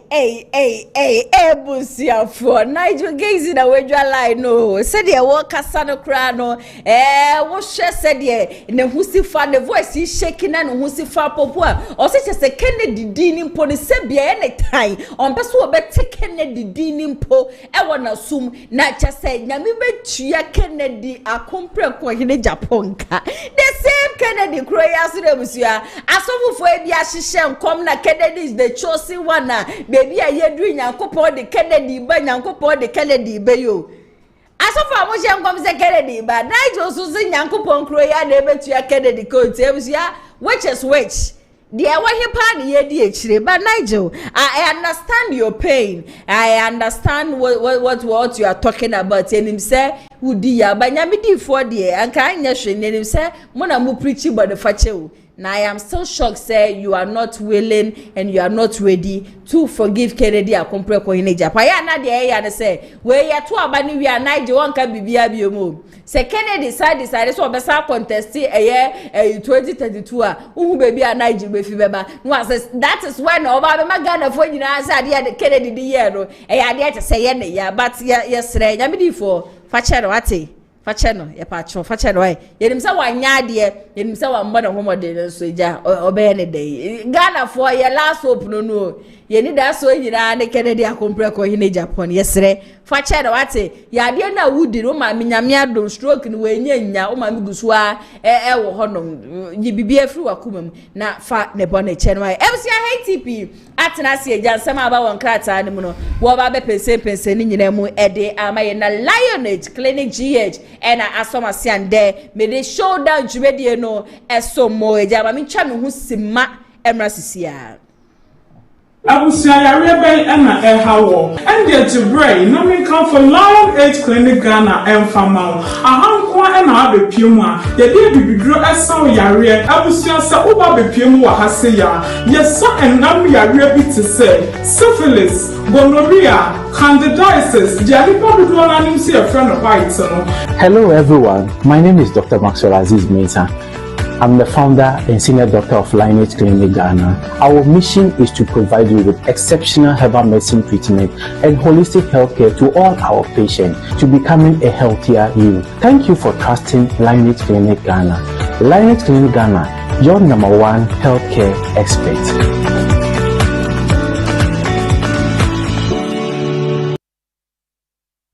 Welcome back from that quick commercial break. Lionage Herbal Center one more and as some say Jamidi showdown jumedi no so mo pacho baby biara wo bia na yes free consultation wontu esike bia ya de biara da osubia no okwa wo maso ya wo mu betumi aboa na wo mo app solution no de ama ATP atena se amema na kwa ba ATP na ya seba bibia boko de yesu adom na nso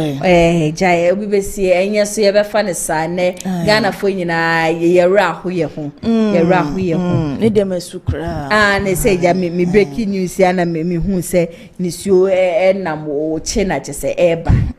ya o are ho na na nyina ye beko ba de bia de ameka say wo kwa he ma me wagya dimpa wo hoi na wo nso wagya dimpa ewo honom enso de ama o man Ghana na se wo fie na se blonu a wote so empo ye hwe ne mapa ye ma me be ye ma o man Ghana even kra na ni pa kan se ni kru free matin se be 2 years ni ho ana Rollins film ye 2 years ni ebebro ana 2 years pepepe atin se 2 years ni dia na se ye ma me kra wa hye ne ho den wa ya de ni wo hwe ni fie wo nya ye nso a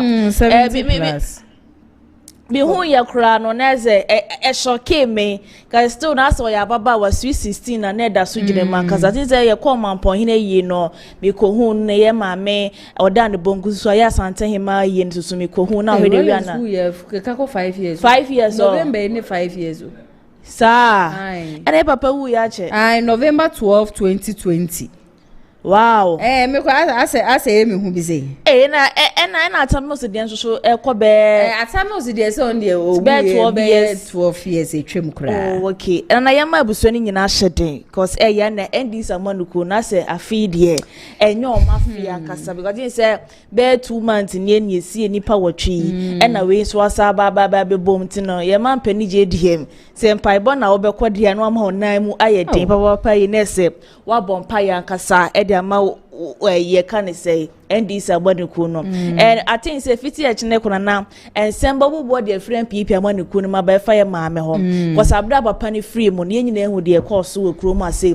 ndis amanuko ne ba power ampokra no ne ba eyeze na to ne ye hwe ni senka appointees nke e be ma ne appointment yes ye hwe ni mo a I think say week di enkosi next week di ye be de be ma ndis amanuko cause mo nsem na ebe pope apa ma ye ma buso ni nyina hyedin na de aba na aba no Yakopon no na de ma eno no aso na ye oye de woje na ndis amanuko ni titiriu ene ndis amanuko o mo ba e show da dwumadi say communicators no ye ma mo nyina hyedin what cause emoya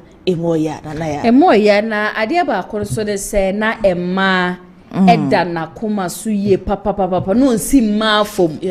31st of December bia no chese oye program kama ede ma emma won pese wo ye entrepreneurs emma won pese wo mu rural politics mu ni ade nyina no in fact na chese 31st of this year emma nyina ahre ni adekase pa ya reho de ya reho se ukopie mu social media I say ne wasem nko a na echego ne wasem nko a na echego areho and then their history be so to honomo okay and your first Ghanaian female person otumi a challenge a certain Ghanaian president John Evans Fivia Tamosa olusunya ni baby ko as flag bearer no cray it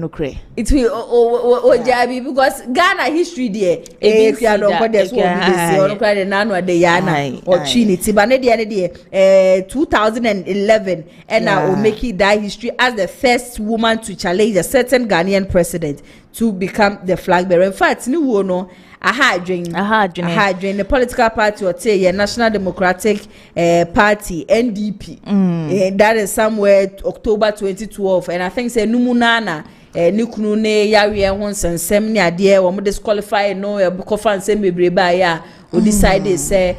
on kobium and na danfo pa so ne na dan ko egu fa na danfo pa no na danfo ni chocho mucho papa ne na dan ko egu fa in fact em say afi we ya kasa so na dan ye easy mfa ma no dabi na onya ne bete kura mami wo de in fact ATP ha ya won say ya na anwene da and yet in a month mo ani kra na ehia no wo hwere yu ana na ho me ke kasimitiye abro be piem wo ye na se na de we osimi cheche utimu ese wo fa kra susu kra se bibi sei ebesi da sei but dade na ye wada esi ye na ye meya cause me kra da na ya na me pese na ye ma bi sei ebesi sa but enya aba ne sa the esre twedi ampon kwa me nyina ne se won fa ensie ye emfa ma yin se da cha sama bi ya ne nyina ye be kwa kuhia e wo ho no kwa kuhia ne kunu wo ho na ja omo do ne dia wo boa ho we ye odolastic omo kwa koto so ye mebusu ne hyeden pa cause na emo ya Waja mafo ewo sisi ane mafo ni nyina abeye nyanka no mother no father ebusia munkafra wate munkafra nyame ne de ma ono aso ena eji ATP nsema ba won krata no pense mo maye okay na ya sewa no nim se eya wo ma me gift wo ware yesi ani amani belu na sika e dia 23 so dia na se belu e de ma no 100 million Ghana se bidimu nsem nyina e de be ma yeti fo tebusia ma me fa daily guide enfa ma yeti fo ni ahwefo nyina akwa ba enfamra ene showdown jumedie so ne obepie mo daily guide e krata ye ni ma na sesame janfi wono ene da good board ano ene wo senya eye since yesendi samani kuo ni ba be ma muti good board no etima boa ye papa mo man Ghana se ye ko ye ni man kasa ejesia no mabie ekwan de ato wonom se wo mo pese mo di good yibi eye chain eni asomade ni nyina no akwan na bie e de ama wo betima baba be for me eye application no e pro na bie wo be fan wo ye online ene krata de legal e kan wasem enso e wo hase sanso e na wo ba no ye ase so a na se eye maame ya de nyina ye gift to ware ni phone e da hase kama na Yakopon bo aye se ye de ko pie mu court no e na court granting bill eye 10 million Ghana cedis ene ye dieja na esi a wo ko ba na asem no eto ni wonma etwe ne krata kan wasem enso e wase na so ye buffer stock ye won sensama senanse sorry ye wa ba fontintan fidie so a ye sensem ba ku mienu ye se kro no budie bia koso won ma ye 78 million Ghana cedis no e na attorney general wa freeze ye na counter ne krata kan wasem enso ha o kratafa toso miensa e wo daily guide mutunya bia na wa kan so e de amai e wo daily guide na mu na se ye afenyo mark ni phone e da na ni chei die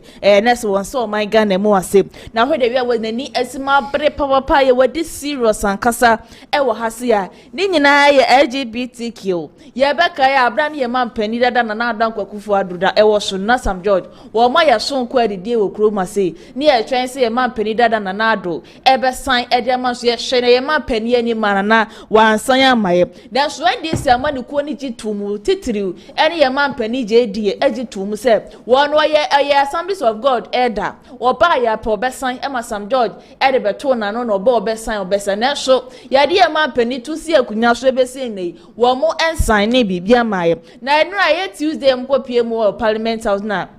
minority no eya fe no mark say ye man pani je di embe wo free hin na be ka kire sa asem we kire you na so wo be sign wo he wo pe kura ko shepo ase wo do nsa ne be sign ento akosi safi be ko awie ne de na sa LGBTQ na ekoso my Ghana mu ase no sign e de am ekos mu a e na mo share Ghana fo nyina abose mo baba be hwe anwa ne nyina eto etimetwa ne kratai e kan wasem e wo daily guide katafa etoso eye ensia e wo eye kratai enim ewo krata na mo na se kratafa etoso eye miensa na ene se enrada no na se an robbers fo ene a police fo di kosi eni a ne fedi agura ai ni nyina ne so mo kokoro no bo no am ko pie mo akoro no bo ya chemo a mo hwe na mo nwane mo na mambika nkomo anwane o ene tututu e pe e so mo ne a police fo ni di si eni ankasa ene eja eye police fo no etu a na se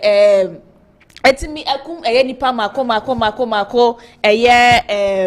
mienu ewo hase ye ne kratai e kan wasem enso ewo hase etu nya daily guide na eja wato bo ase no akenkan nyina bi kama so e de amaye ma me fa nkwa the chronicle na be pie mu so the chronicle so a katafa etoso mienu ene miensa na safenoma kenifoni eda ase na kratai e ba ho amane se LGBTQ ye trumu be no ene kan wasesi e mampani JDM ni se ni sunu guje papa ya enye fedi agrai eje twa ne to ankasa wo si wotwi ni mutan kura na by force obesan eda ma my Ghana no si e beji atuma na se enji ntumu no ene kratai ya kan wasem enso e wa katafa etoso eye miensa ene mienu enso wo the chronicle emo na oba na se ase so aye langard won sensema titru ko pie mu ka so a ekoso ye baba pa e wo honom a police for ensan so enipa mienu mu a ye do makwakọ gina court eni wo mu edi baba pa ye ne kratai e ka wasem enso e wa ase na oba ne nchemu wase so a na sa ye sami jamfini foni e da ase a ekwan a wabie edi ama wo mu a won pese omudi gold eye jewelries e wa ase asomade ni che ni nyina no akonya no abie edi ama ne kratai the chronicle e ka wasem wo kratafa e toso miensa ni foni e da ase kama ti unya bia na eja wakomusu kwa no wakenkan ni nyina bi kama so e de amayen Mame fan kwa the Ghanaian Times na be piem so the Ghanaian Times akratafa toso eye enuma nesa Attorney General ni foni eda say na wo kire mu ka say wo man Ghana fo gina yenka yakoma fanto yeyem na aban dada etwa ma yen pipi amanuko ne obi biara obedi sika bia no anaso wa ma man no anko ye bia no mo be hwe amasa ankrofo ni nyino mo site ma so mu a wo de wo se wo hye bose obi bia wadu oman sika bia no wo mo be hwe se eja mo be gi sika ni nyina edi afro mo hono ma ene krata ka no the Ghanaian Time kratafa toso miensa enso ewa say sanso ene ye mampani JDM ni foni eda ha say ene o say ye Ghana eye airway no wo baba be hwe ye baba partner eye private eye sectors bi amobile team abo ama yesa ye niema ni nyina na etimagina blania ene kratai enso eka WhatsApp enso ase na informa ye cross border ne so almost say nyankopon abo etima yetima hete eye 7.4 billion Ghana cedis since 2024 no ene kratai enso eka WhatsApp enso wa hanu makratafa toso eye dumiensa ewo the Ghanaian Times mo am wunya bia na eja wakenkan ni nyina bi kama so e de amaye na oba na siase Joshua nese former NSA for NSA deputy director ya granting be 38 million Ghana cedis no and the krata the Ghanaian Times so kan wasem ha wunya bia neja wakomusu kwa no akinkan ni nyina bi kama so e de amite da no pay ensema the Ghanaian Times so de baaye no eneja mabom kama so e de amawo mame fo anko the dispatch na be pie mo the dispatch so a krata fe to so edumienu nese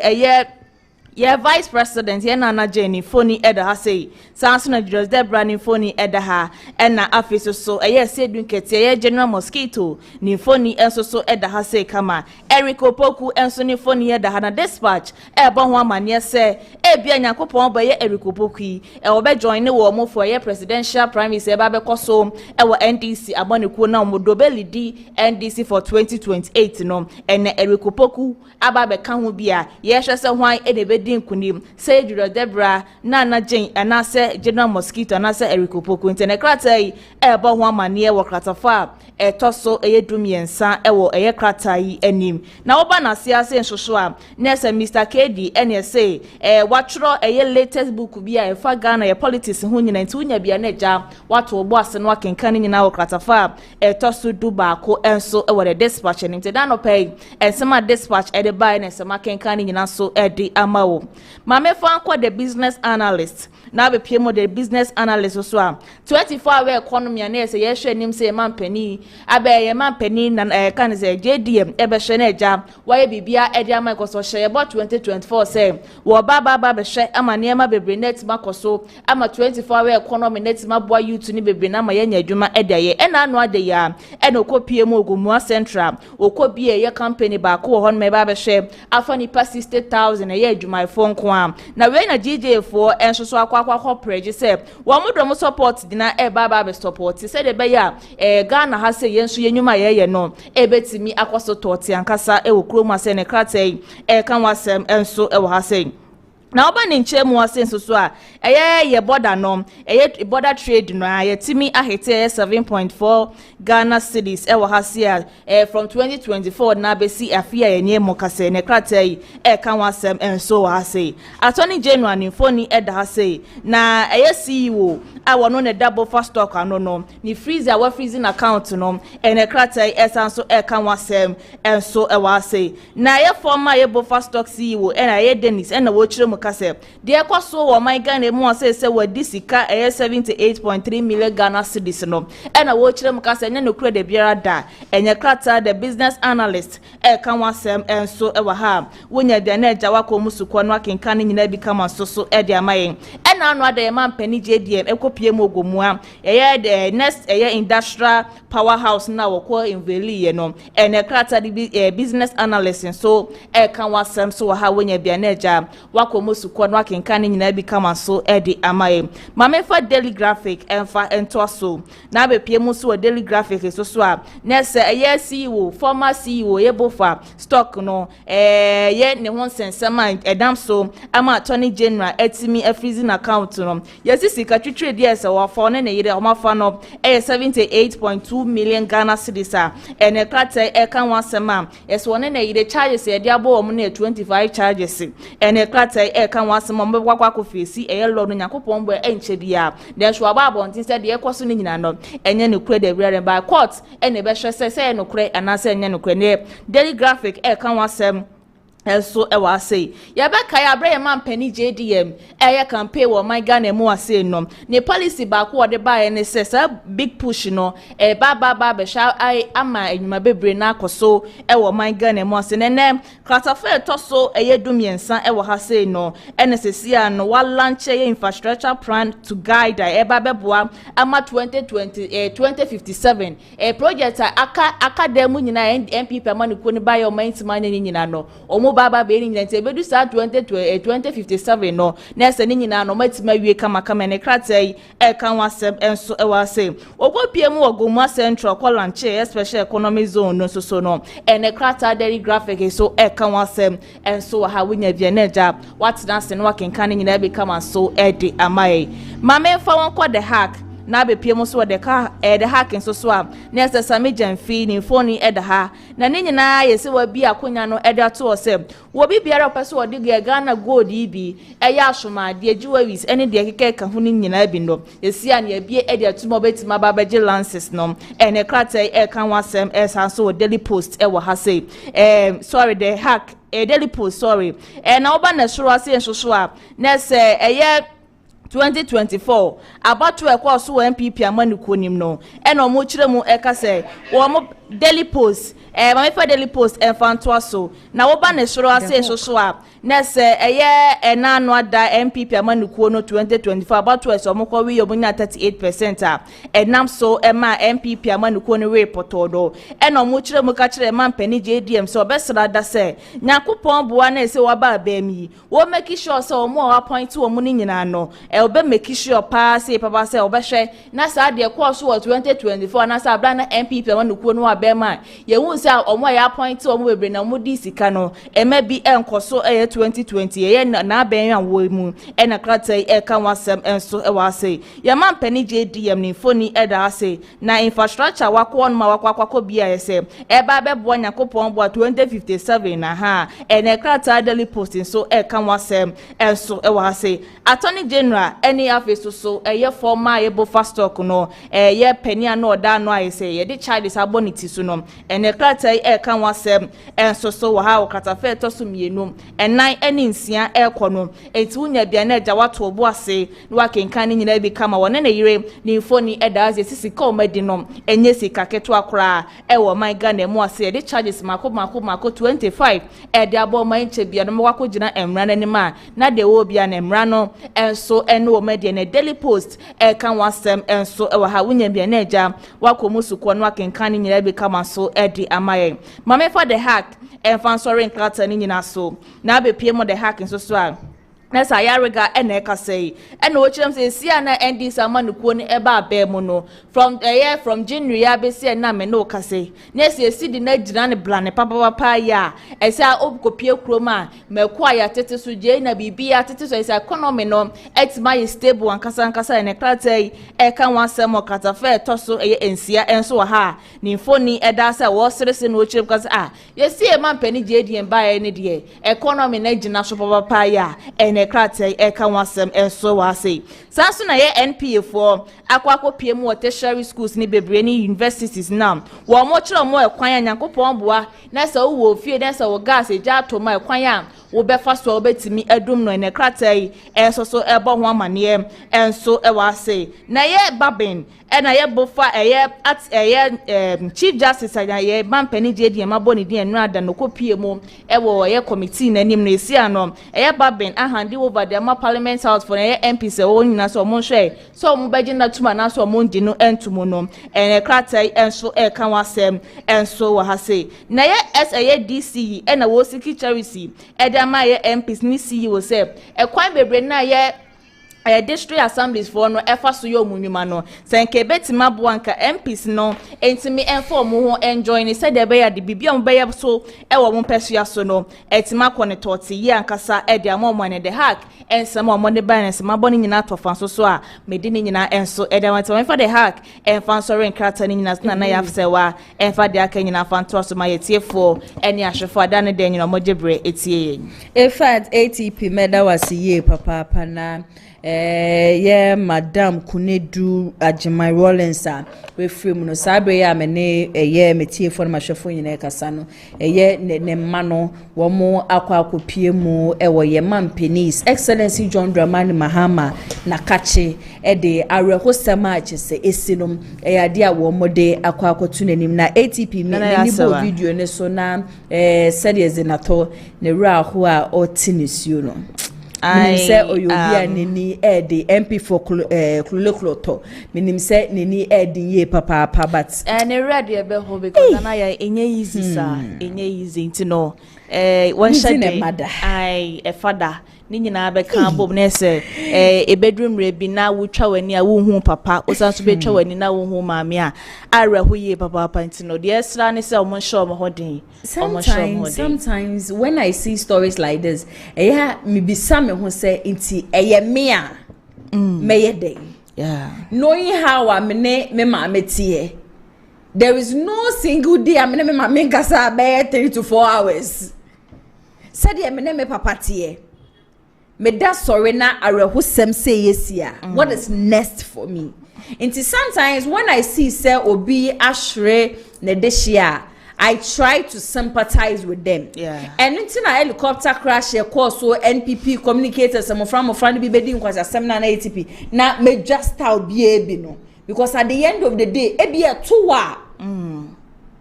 Ye kase yisika bra ne ye goto adaka kura bia no anya bi. Yeah. Into emetena social media no so na enka de wo pe. Minim say eya areho, minim say ye papa losing a mother. Hey. Easy because o ma meti ase create TV na mpenifo wona ya kakra da ne say na abehwere no mpenifo because me say eni wo hoi enna enti no so wo lusu maame ya na ye cause untimi kofa obi say wo de ne ye o maame da biara da enti no lusu maame no ya na ya ye papa ya na ya ebusia dia and I ATP meda wasiye papa say jansama ba won krata anim no wetimi apensen ni nyina mu ede amayene ebusu ayento aso yeto aso dia na chese enipa kuo bi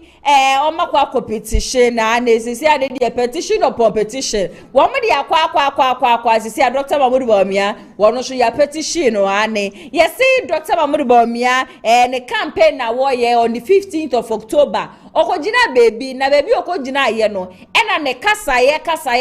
amuya Dr. Mahmoud Bawumia be kase esanse wo ye kremoni enti amanfo kase ni kwase ye di kokromoti no eto aba ema ni biom na nkrofo a wo mu ko petition ni no mo kire se ade na Dr. Mahmoud Bawumia ye no ade tese wo ya no de ntokwa atesa no ohia nkasa abepie mu ewo nkremofo ene kristofo ntem na wo mo ne de wo mo ntena se nye hwe han se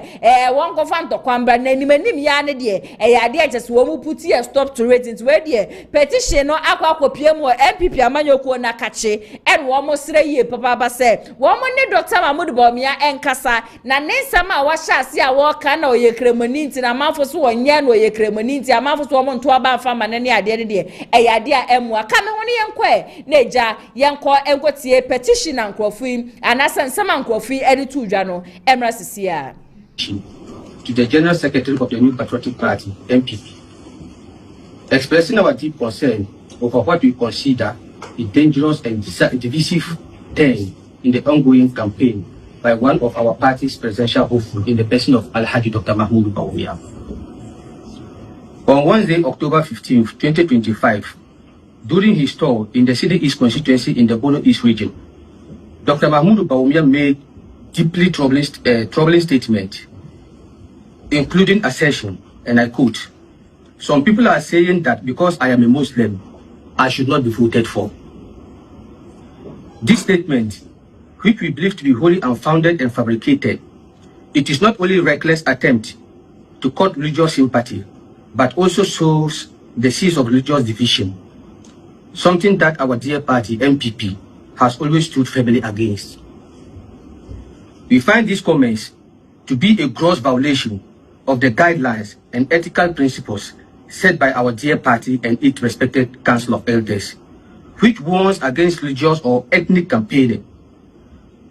Dr. Mahmoud Bawumia repeatedly used this religious identity to garner votes, which threatens the unity of our party, and it can cause mayhem in the party, both Christian and Muslim fraternity. I want us to be clear here. Can Dr. Bawumia produce any credible evidence that such statements or sentiments have been expressed within the party or the general public? Number 2, how does he intend to unify the country or even the party when he is introducing such divisive narratives? Lastly, and if, as we fear, this tactics backfires, will the damage not borne by the entire party and its eventual flag bearer? This is not the first time that Dr. Bawumia is recorded in such tactics ahead of 2024 general elections. He made it clear to the party that he was ready to win the Muslim community votes, and this affected some of the Christian communities in the country during the 2024 general elections. We are raising this red flag now, not because of, or not out of malice or jealous, but out of the love we have for our dear party and the democratic principles that we uphold. The MPP is a party of unity, inclusiveness, progressive values. We cannot and must not allow religious sentiments to be a campaign tool. We call on the party leadership, especially the general secretary of our party, to act decisively and call Dr. Mahmoud Bawumia to order. His actions, if not left unchecked, may cause apathy within the party. And MPP, if you want to lead the party, it doesn't determine, or your leadership of the party doesn't determine where you are coming from or your religious background.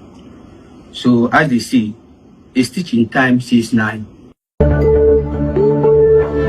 For na chess video credits no enko enfema joy news enkrofo a wo mo akwako petition say niema Dr. Mahmoud Bawumia wo ye nsem ya wo keka no as wo ya ne ntokwa achesa no ohye ankasa aba ye nuanum nkremofo ene kristofo entem enade na wo ye nso no ade achesa wo ya na watete MPP party no nti we de wo mo sre general secretary JFK ene executives aka so mo fa wo 9 fom ye papa na womo and stop Dr. Mahmoud Bawumia ntisa de wode beba no ade achese enye asem ketwa kra mibia phone lines no de atum 055062 3377 055062 3377 obesa ofre eba dwumedie ne so na eja ensema mede aba be so mo no wode wadwenhye ba akwanya no ewo hono ma obetimi afredi aba eye mehase efri eye ye mampeni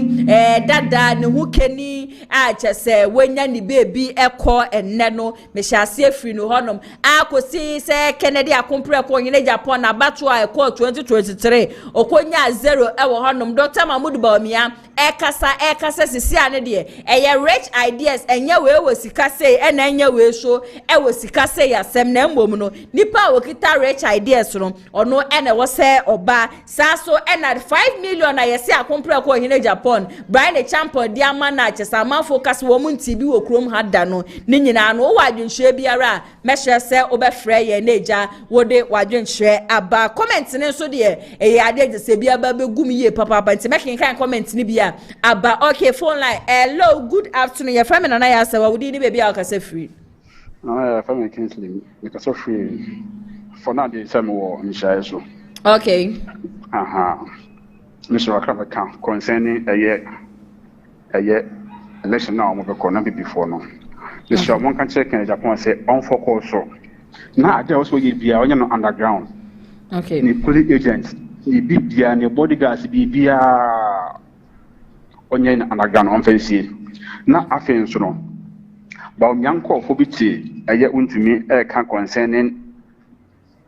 Ira Canada ko sika bi se Canada ko sika e sika bi a eyeyi a anka on kan kire obi a se makuti kan se o se waka kire no kedo on fa ne bi ansie o on fa ne bi ansie baumia wo adwuma wo eye Ghana eyi no gentam na woni nsase bi o islogon e de na be ye vice afide islogon nsase man fon nsase o je boss wo no yire na ye kro no eno ana ye kro no se wo hu enti kan ni de ono mo bi akro no how many years na kan di believe as an radio station and TV station also ya tum it was time na me wakra Ghana revenue for tum second di ka onko take no wonde ka o ro chelu ye pepe untumi station away amatum untumi FM station amatum MPP ba power ana be sa stations no kromfo a wo no akwaje sikaso kodo bro bana nka so nko dem untumi nko dem afen aye ba umia pickups no bana so nko dem because ayen fa na wo nya sika koto pickups no kai de kan bibia wo che dona ne pickup to na wo che dona ne nkofo channel fo ne Ghana fo mo support ye oje sa cars no ba umia untumi nka say the person ye han so be da Ghana afen so ye na jagezia aye ne ho ye me bobo say Ghana fo nyankwara o Ghana fo nyankwara Nigeria sofo no oje o we eye hwan o wusa kokko o wusa boa wo na nje no and again e sofo na wo ye e dey commission na wo she ha wo like the wuntimi ncha o from say o ye na miniba wo like the wuntimi say wo bu Ghana obi enya sofo no e kan kora wo bu Ghana fo na mo bu o mo dom sika keke me say senkana ko pon ti obi ka ma enya hu bia on anko mu nanke ko bo ti o ka ma ehu but as a bibia no nako pon e ndi o ye no wo ye kind be president na oban so a na fe we ahwe se ono obi wi power bi mu a okay there was some kan me say MPP kind the supporters o match ba o me nko no boot for boot won say some be kai eye e mana wie okay kind the lose obaja tum adwone eye campaign no o winin so a obi anso nyintum Miss match go Miss someone say kai e tro kra match go boot for boot yes sir ban ye ntro case closed. Okay, Medawa siye papa 1205506233377 number no WhatsApp inti mo amu wo bi memu mo pese mo frɛ eba dwumedie ne so no mo betimi afrɛ aba mo so amu wo my Ghana no mo so mo betimi afrɛ inti ebia wo amanone a wo betimi aye ne +2335506233377 +2335506233377 na wo de wadwenkyerɛ so aba wo betimi afrɛ wo amanone afrɛ wo my Ghana so da ba so wo de wadwenkyerɛ ba wo so betimi afrɛ making kind comments ni bia about way every ma Joyce AK or see may her soul rest in peace. My condolences to her family, children, and to Ghana. Thank you very much. And Samsis was so rest in peace to her. This is so sad. Emilia is so sad. Rest in peace. Nanaya, your post. I want to vote. Okay. Doris Essel or say may her soul rest in peace. Emi Osi Nanaya, who is that, please? Joyce Sechijan. Mrs. Rollins, may her soul rest in perfect peace. Emi Esiso Nanaya, what are they going to do to the 15 MPs for Baumia? Send your business. Chairman Bute, Enya Kasanti de Wakano, and no Ena a final. Nanaya, which year did Wontumi Radio establish? When did NPP come into government? Question way. Wontumi still Ghanaian money for his TV station and radio station. Now where is Wontumi Radio? Friends of Ken, or see, Mrs. Rollins, and a lot of crying emoji. And Nanaya Asemo, so these people are talking about 5,000 and they are discussing. My God, then what about 300 pickups? Where did Baumia get the money from? Nanaya, start reading our comments. Today is Thursday. Your callers, please. Okay, over to me, Afre Abajumedi, so Nanaya, please. Most of the comments, I am not bibia in fact, all the comments that are coming in, and so much and they are discussing and bright more. Or see, you're absolutely right, Nana. Really, the people around Dr. Baumia is sick in mind. We must take them for check up. Dr. Baumia knows what his guys are doing, and he's really happy. So I say, Makame say, Sepeni, what's enough here? I'm afraid in some money. Now, to me, can Anya Shene, nkola bone seminar anase ye kasa nkola ne ye nkola bone ya wo peni na wo tifie na wentumi antea wo mu no eyade ayede wo nso ebeka ho bi meda wo bibiara siye papa mo amode madwen chef a comment section na se ba ye nyina no nyankopon enhua mo nyina nyame ya adom echina showdown dwumedi ebesan so aba so exactly 2 p.m. ekosi 4 p.m. echina fiada communicators ebeba be ka me ho ewo fidiem hanum say na dwumeko a enne wo mo so mase ametumi ede eye showdown dwumedi ebesom mo eye Lionage Clinic GH be pa chow yare bia red down so say yes sexual weakness and will be my seminal and more say yeah prostate cancer near there infection syphilis gonorrhea HIV dear keka honi ade infertility fibroid oba to me and wo 5 years 6 years 7 years wo worry be 50 years I want emma me pa chow ube pm Lionage Clinic GH e ya ade ache so wo mo be hwa wo ho nsensem ni nyina no e de ama hepatitis B saso and diabetes ni ade nyina no ebusua wo mo hwe yare malaria eyi wo honam na ye o ya chese arthritis ni ade wo ndompem nyina no eyi ade chese wo ntumi nchu mu wada ne achacha by force me pacho wo be pie mo ma so ya wo mu betimi abo na sem de ne se eye free consultation wo friend ko ade a wo ntua eyi wanga na sidimpo na kwa ba betua $2 and na $3 eye free into wo bi memu na opese wo frɛ wo mo na ono wo mo etwetwe enkomo a wo fra yen kan cho se tu esika we asa na ode doctor ni akasampa cho da bi the moment a wo be frɛ wo mo pena eyade a wo mo na wo ebetwetwe enkomo ope wo mo location a wo Kumasi amepa cho wo mo tech I one more tech maxima saso and I say oh enkramante mu so dia wo mo e was painters into baby biara wo bia no wo bi memu so kra na wo frɛ wo mo a wo mbeje so shonko na wo mo no atwetwe enkomo wo mo ye adwuma Mondays ekosi Saturdays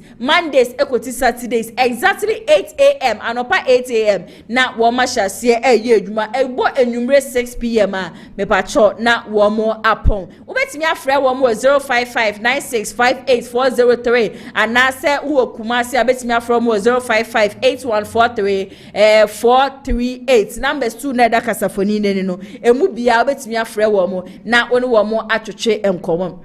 but mama wa manone no for quick respond WhatsApp number we and a mebobo edi amount ofra we di odokita ni na nkasa ena be peke na onewo atwetwe enkomo 0240689641 0240689641 ofra dokita ni na nkasa ebe peke na onewo atwetwe enkomo meda obi biara join me ase meda mu nyina ase mu a modem adwenche ba ye nyina nyankopon enhia mo hana ATP ena newspaper review ne beso mo camera ene MCR nso de